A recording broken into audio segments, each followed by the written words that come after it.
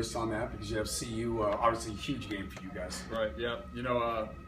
After that game, we thought about it for a little while, came in Sunday, got it over with, watched the film, tried to learn from it, and immediately, Monday morning came in and started installing them for CU. So we just kind of got to put it behind us. We've learned from it, move on, and give CU our best. For a quarterback in your situation, you get named the starter, you have another quarterback that's very good. Yeah. Mentally, how do you approach a game like that? Because you can't play in and play out, worry about everything. Right, yeah. I just got to focus on, what I got to do and myself. I can't be worrying about, Coleman or anybody else besides me. And that's just going to kind of what's going to, give me the best opportunity for success and ultimately help this team out. How do you respond to the last couple of days in the wake of that? I think me and as an offense as a whole, we've had a good couple of days. Monday and Tuesday we've had good practices, and coach has been happy. We've been pushing tempo out there, correcting the mistakes from last week and putting in new stuff. And I think getting it down pretty well. It's kind of tough to take that stuff from the film room, learn it the first day and come out and apply it. But I think we've done a great job so far this week of doing that. How heartened are you by the support you've shown? How what? How heartened are you by the support you've shown? I don't know if I'm understanding. In other words, the fact that he's supporting you and putting you back in as the starter. Yeah, no, I'm definitely grateful for that. I think that it shows a lot his trust in me, and we both know what I can do, and it just wasn't there for me on Saturday. And I think that my eyes were just in the wrong place a couple times, and I came in, saw that, and corrected that. So I think that these past 2 days I've been making all the right reads, in practice, and just have to apply that on Saturday. You've been around for this game.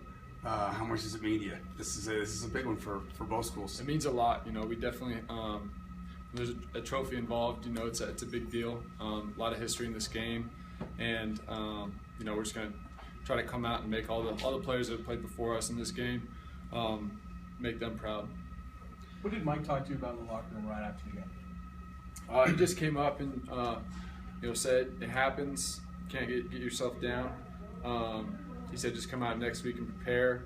It's a good defense. He said we knew that coming in, and we just needed to get a spark going, and that's what happened. Coleman brought energy and started moving the ball, so that's all that happened there. So he said just don't get down on yourself. You're still our guy. Did you get down on yourself? Were you tempted to get down on yourself? Yeah, it's hard not to in that situation, but I think that you can't really dwell on a thing like that. You have to get over it and come back because those guys are depending on me to come out there this week and be that leader again, and drive our practices and make sure they're crisp and clean.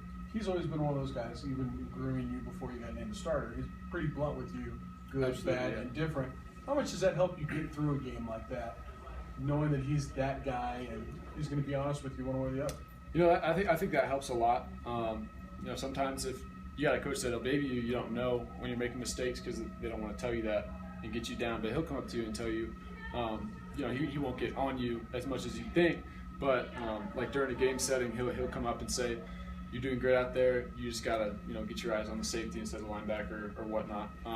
And I think that just helps you kind of understand what you're doing wrong and be able to go out there and fix it on the next drive. Nick, how do you feel about the run game and the way it's developing? Because obviously that can take a little bit of the pressure off you in the passing game if they can run the ball effectively. Yeah, I feel great. I think that we ran the ball really well on Saturday, and I think that the O-line is a group that's really getting their techniques down and the offense down. And I think that we're definitely going to run the ball every game this year. So that helps a lot. It helps, they got to start packing the box, bringing guys down. Safeties have to bite on play action stuff. So I think that it's definitely good, and they did a great job on Saturday for sure. Coach kind of suggested that the tempo, that really a downhill run game is where you can really take advantage of that tempo. He's not happy with the tempo you guys are playing at yet, but he said if it gets to where it should be, that could be a huge edge for you. Yeah, definitely. I mean, we had some pretty good tempo against Savannah State, and you could just tell that those guys on defense are just wanting to get tapped out. When we get tempo going, they can't make subs, when we don't sub out. So we're going to have to definitely rely on that, and that's going to help out our run game and pass game both. There's guys that are out of position, not lined up when we get that tempo going, and the biggest thing is that they're not able to sub, so guys are trying to tap out and they can't sub out, or else we're going to have 12 guys on the field. So that's definitely gonna help out. We just need to keep working on that. Just How what the heck frustrating- did you ever hear from Colorado during recruiting? No, I visited there unofficially once, but didn't really turn out to be much. On the trip with your mother? Yep, same one. How frustrated are you guys as an offense just with the turnover problems? I mean, 5 the first game, 4 last game. Those aren't numbers you guys think you can win with. I think it's frustrating, but I think it's definitely fixable. Those aren't anything that can't be fixed. So we just got to focus on every play protecting the ball, whether it be fumbles or interceptions. I definitely have had my part in that, and I think that all I got to do and all we got to do as an offense is just focus on those things, not get lazy on run plays or easy throws. Just got to focus on every play and protect the ball. Just got to keep that kind of in the front of your mind. Nick, when you look at those running backs, what do each of them bring? Okay, so Dalen, crazy. I know. legs. I'm testing your memory. Yeah, he brings a lot of speed, but with that he has that power. He'll run through DBs and linebackers if they're there. He ran through guys today, on a power play. So he definitely brings that big playability and ability to power forward for the first down in those situations. J.O. is a bigger back. He definitely can be our third down or short yardage back. He's going to fight for those extra yards, fight to get that first down. And he also has that breakaway speed to where if they pack the box and he gets through that second level, he's going to be gone. Sosa definitely has that speed. He has that edge speed. He's quick. He makes quick cuts, just like Dalen, and has that speed as well. Deron, I don't know how. Izzy's the only other one. Izzy, okay. The only other one the coach keeps talking about. Izzy has some power too. He's like J.O. He could be one of our short down backs. He also gets in and runs hard. He's one of our harder runners. Coach calls him no swag, but he said he's definitely one of the harder workers on the team. He runs really hard and he'll run through tackles as well. How's that as a quarterback? Never knowing which one of those guys is going to be beside you. I think it's definitely a great problem to have so many backs that have different characteristics to them.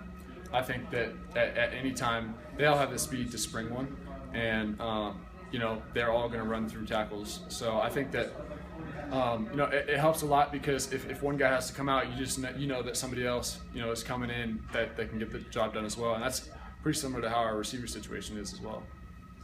Thank you. Thanks, Nate. Thanks, Nick.